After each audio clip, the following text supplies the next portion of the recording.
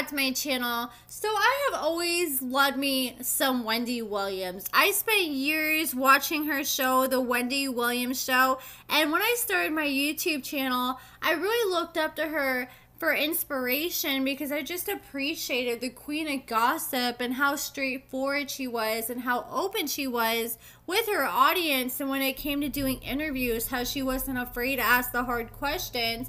But I'm not gonna lie, these past 2 years I've been extremely concerned about Wendy and always wondered what she's been up to behind closed doors. We now have some answers thanks to a Lifetime documentary called Where is Wendy Williams? So it's a two-part series, and the first part came out on Saturday night. So Wendy said before she was on the Wendy Williams Show, she was actually a radio host. While she was doing that, she said she had a severe coke problem. She said she was doing coke at least 5 days a week, and then she met her husband Kevin. And Wendy finally stopped using cocaine when she decided she wanted to have a baby with her husband Kevin. And she said she made sure that she was sober for at least a year before she tried to have a baby. And then when she finally did get pregnant, she unfortunately miscarried. And then she got pregnant again and miscarried once again. And then the third time was finally a charm, and she had her son Kevin, which is her only child she shares with her husband. Wendy was starting to get to the point where she was starting to think she wasn't able to have children after miscarrying 2 times in a row, and she feels like Kevin's her miracle baby, and because of that, she has spoiled this kid rotten, and she has a deep attachment to him. Lifetime decided to sit down with Wendy's nephew in this documentary, and he shared his experience with living with Wendy back in the day. He said that he moved in with Wendy, and he said she would come home from work and she would immediately go straight to her room, and all night long she would just be vaping and drinking, and she would not come out at all except like when she needed a drink or to use the bathroom. And he wouldn't see her again until the next morning when she would wake up and leave for work. At this time, Wendy had already been struggling with a drinking problem, and this drinking problem became 20 times worse when Wendy found out that her husband had a whole mistress on the side. And it wasn't like this dude was trying to hide the fact that he had a mistress. He was going out on all these nice vacations and flaunting his mistress out in the public where they're constantly being spotted by paparazzi. And he even bought his mistress a whole car. Her husband's infidelity caused Wendy to hit rock bottom, and she was drinking in a way she had never before. So finally, she was encouraged to check herself into a sober house, and while she was in this sober house, she got a phone call from her husband, and he revealed that he had got his mistress pregnant. So once she found this out, she's like, you know what, I can't do this no more, and she decided to file for divorce. And you could tell what happened with her husband really affected Wendy. Even though her niece and nephew felt like Wendy's husband was for the streets, they still appreciated him because they felt like that was the only kind of stability that Wendy had in her life, because Wendy's pretty hard-headed and really doesn't listen to people when they try to tell her what to do when it comes to, hey, quit drinking, cut out this bad behavior. But when it came to her husband, she would listen to him, and she would not drink before work. He would wake her up every morning, take her to work, make sure she showed up at work every single day. But once he left and he was no longer in the picture, she didn't have that stability anymore. I feel like there's a big reason behind her show ending is because of her drinking, and we see her constantly yelling at people in this documentary, from producers to her manager, her driver, the nail lady, everyone around her working in some aspect. At some point, she flips out and starts screaming at them right in front of the cameraman and calling them names and degrading them. So I'm sure she was doing that to people who were working with her at the Wendy Williams Show, and her unpredictable behavior just got out of control to where they could no longer do it anymore. They showed different examples of interviews that Wendy did where she was just making no sense at all with what she was saying. Like in one interview, she was interviewing Barbara from Shark Tank, and even Barbara was confused. Bless her heart. The producers then sat down with Wendy's DJ Booth, who worked on her show for years. And he said once Wendy's husband was no longer in the picture, he pretty much stepped in her husband's place to make sure she was okay and to provide some kind of stability. But there's only so much he could do. He said that during COVID, everything got shut down and they're no longer able to film in the studio. So they had to start filming from Wendy's home. And Wendy didn't feel comfortable having anybody at her home except DJ Boop. So he had to come over there and he literally had to do the DJing, he had to hold up the cue cards, he had to do the lighting, he had to do the cameras, he had to do it all, and he said it was quite the task. And not long after that, Wendy was suddenly hospitalized after she was found unresponsive, and Wendy had to have 3 blood transfusions, and they said if it wasn't for those blood transfusions, that Wendy would no longer be here with us. Her nephew said Wendy's drinking is what led to that hospitalization. So after COVID was finally over with, Wendy started doing shows in the studio again. And she was just really struggling to remember the words. She wasn't doing as good as she used to be and on her A game, and just had very unpredictable, bizarre behavior. So eventually DJ Booth was like, hey, I don't see this show being the same thing that it used to be, and he decided to lead the show as a whole. And then Wendy ended up losing her mother, and that was a huge devastating blow for Wendy because her mother was her best friend. Wendy decided to go down to Florida and grieve with her son. And he said while she was living down there, she was doing a whole lot better. She wasn't drinking, she went vegan, she was working out, and she was doing things to better herself. But Wendy had no idea that she was not going to go back to the show at that time. She had just ended the season prior, months before that, and she thought that there's going to be a new season. And she even went over to someone's house, and while she was over there, that person's house she went to had just saw on the news that they had just found a replacement for Wendy's time slot and a new host. And she broke the news to Wendy, and Wendy had no idea. It completely caught her off guard, and even Wendy was in denial for months, and she really thought she was going to go back to the show. And it still seems like she's in a little bit of denial when they spoke with her on this documentary, because all she's talking about is, I can't wait to go back to TV, I can't wait to go back to TV. And I think that was another devastating blow to Wendy, is her losing her mother, her losing her marriage, and now she's losing her show. And I feel like when Wendy lost her show, she felt like she lost her purpose in life. Not only did she lose her show and purpose, but Wendy was always a busy gal with working, and now she suddenly had all this free time on her hands that she didn't know what to do with, so it just caused her to drink even more. That's one thing I kept constantly hearing Wendy complain about on this documentary, is like, oh my gosh, I'm so bored, as she's sitting there with a drink in one hand and a vape in the other. And Wendy, after she got divorced and lost her mom, she really didn't get a chance to process or grieve any of that, because she was a talk show host, and when you're talent like that, you have to put on a happy face every single day and just be happy. So she was just constantly bearing her problems more and more. And Wendy was asked if she has any kind of relationships in her life she wants to rebuild. And she says she wants to rebuild her relationship with her son, Kevin. She says that she loves her son, but the thing is, her son sees how much her drinking has affected her. So her son does not want her to vape or drink. And Wendy's pretty much like, hey, if you're not going to let me drink, then I'm just going to push you out of my life and have nothing to do with you. Like, she just wants a bunch of yes men and enablers around her. And she said that Wendy feels like everyone drinks, so why can't she drink? But the problem is she can't control herself and she doesn't know when to stop, even when it's drastically affecting her physical health and well-being.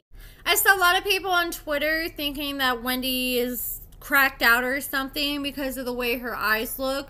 But the reason Wendy's eyes look like this is because she has Graves' disease, and this is a side effect from that disease. It makes your eyes sometimes look really wide and open. And Wendy also suffers from lipedema, and unfortunately she said there's not like a pill or a cure for it. So her feet just swell up really bad, and she says she can only feel 6% of each of her feet, and she's technically supposed to be in a wheelchair, and when she does walk, she can only walk for a few minutes at a time.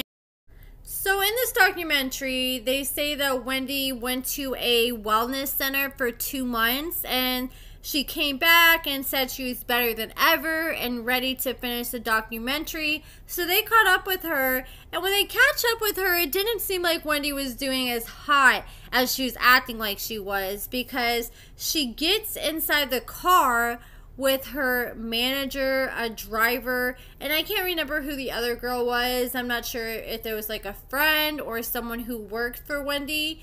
But pretty much Wendy has all these people go on a mission to go find this special blue vape that she likes at the corner store. But here's the crazy part. So they're driving and they're in New York, and Wendy's like, you need to go to this corner store and get my special vape. So they go to this corner store and they pull up.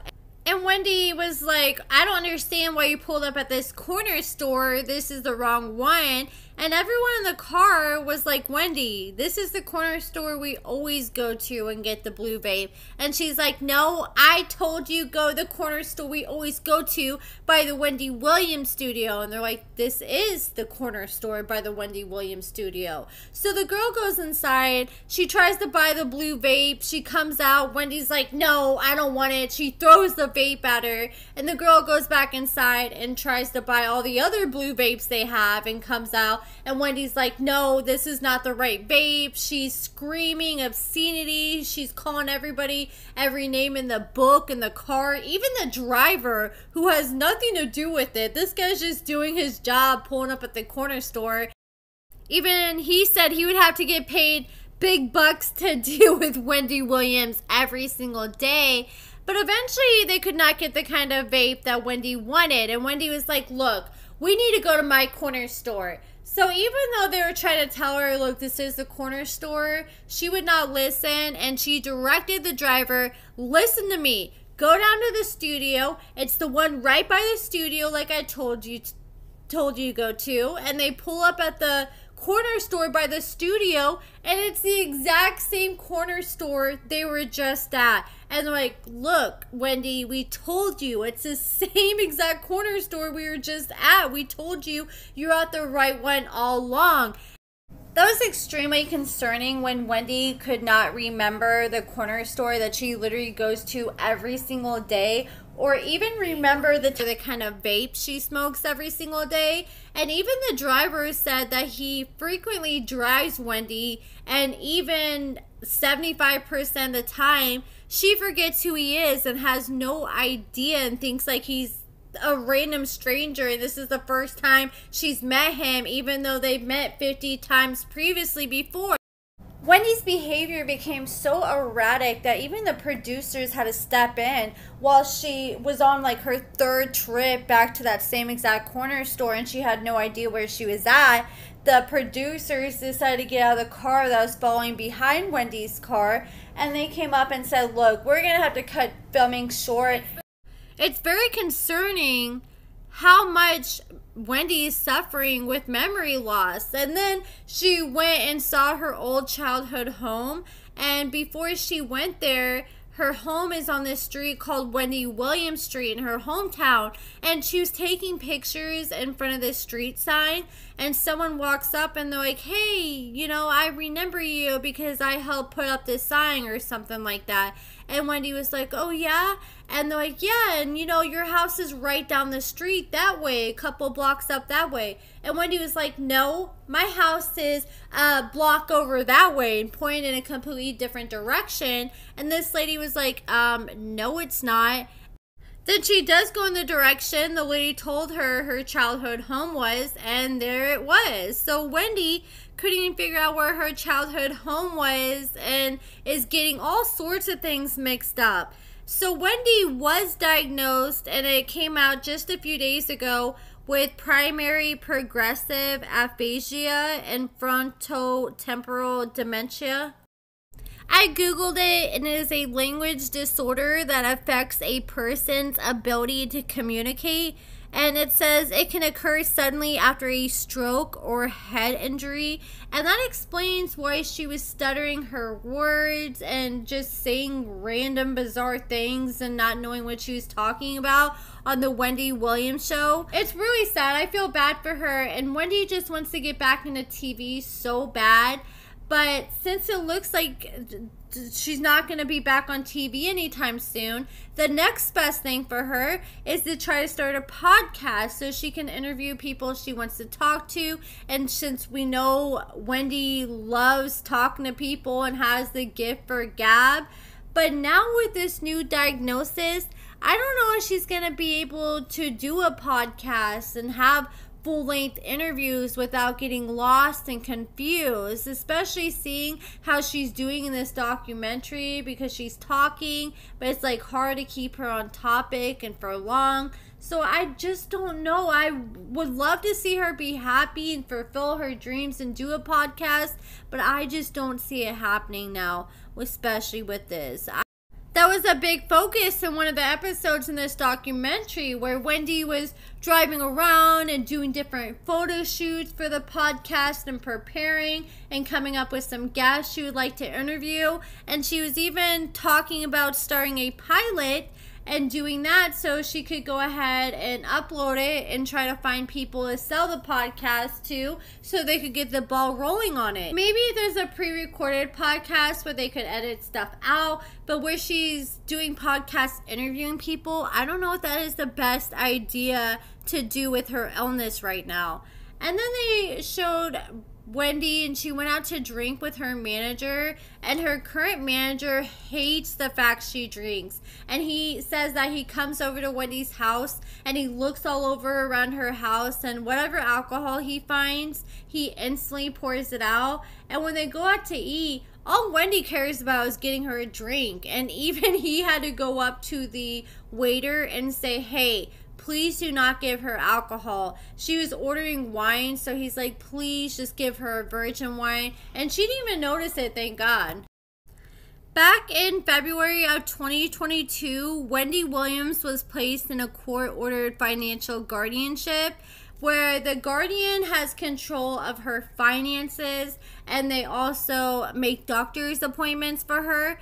And they said they ended up doing that after they froze her Wells Fargo account, because they said they felt like Wendy Williams was of unsound mind, according to court documents. And they also felt like somebody close to her was siphoning money out of her account. So Wendy said that she was spoiling her son rotten. She was dropping $80,000 on his graduation party, $100,000 on his birthday, having all these nice luxury vacations. And she said that her bank got suspicious of it, and they ended up freezing her account.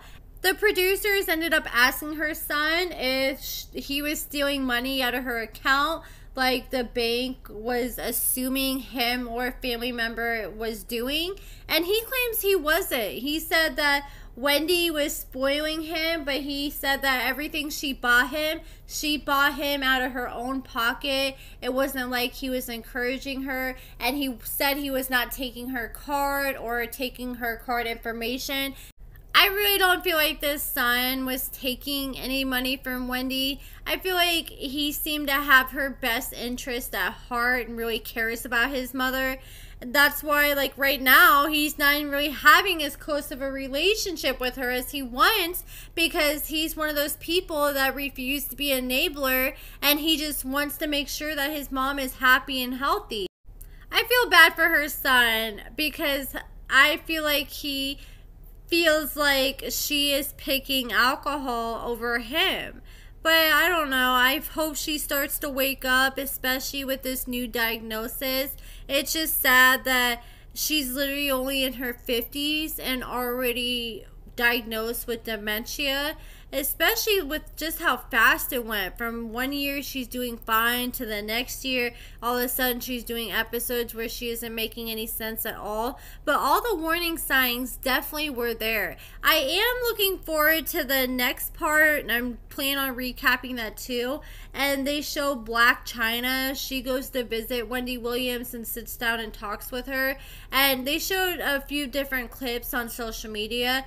And in this talk, you can really see the signs of her dementia, because she didn't know what she was talking about with Black China, and it kind of seemed like she kept forgetting where she was. I remember I had an old friend, and she had an infection in her back, and she ended up becoming paralyzed from the waist down and had to be in a wheelchair for the rest of her life until she tragically passed away a year later. But before that, I knew she was in a wheelchair, but it didn't really hit me until I finally saw her in person. And then I was like, wow, this is real. And that's just kind of how I felt like China was feeling when she went and saw Wendy. Like, I'm sure she knew somewhat what was going on, but when you finally see firsthand, right in front of your face, what's going on, it's just a whole different experience. But that's it for this video, guys. I plan to cover the second part of this series. But let me know what you guys thought about this series in the comments below. Give this video a thumbs up, subscribe, and thank you so much for watching.